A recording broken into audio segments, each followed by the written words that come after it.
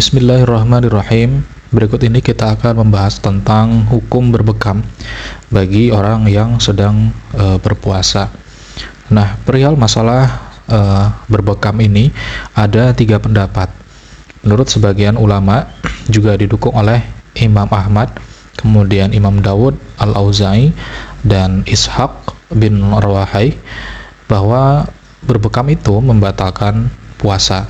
Jadi harus menahan diri dari berbekam.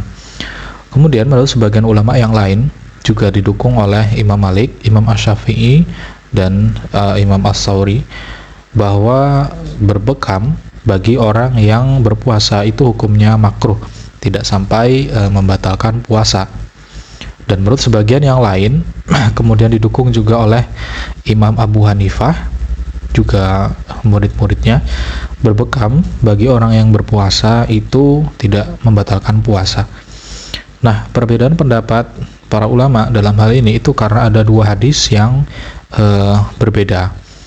Hadis yang pertama ini yang diriwayatkan dari jalur sanad Sauban dan dari jalur sanad Rafi bin Khudaij. Nah, sesungguhnya Rasul bersabda, aftara al-hajimu wal mahjumu, yang artinya puasanya orang yang berbekam dan orang yang dibekam itu sama-sama batal. Nah, hadis Sauban ini dinilai sahih oleh Imam Ahmad.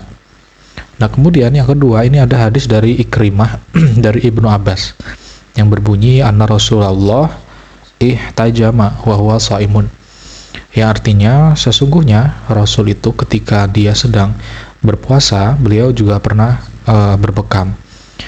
Nah, hadis Ibnu Abbas ini sahih. Menanggapi kedua hadis tersebut, para ulama menempuh 3 jenis pendekatan. Yang pertama ada pendekatan secara tarjih atau mengunggulkan.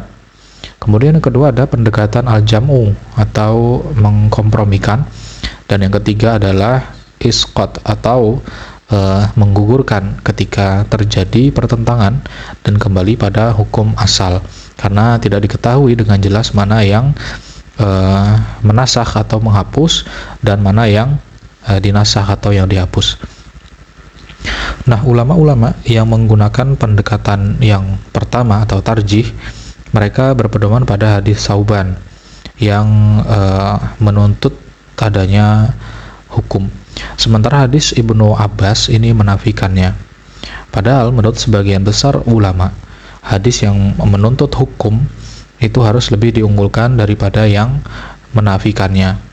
Sebab hukum yang telah ditetapkan itu harus diamalkan. Hanya bisa diamandemen atau dirubah dengan dasar yang memang menuntut atas hal tersebut. Nah, jadi hadis Sauban ini harus diamalkan. Nah, status hadis Ibnu Abbas ini mungkin yang menasakh dan juga mungkin yang dinasakh atau dihapus ya.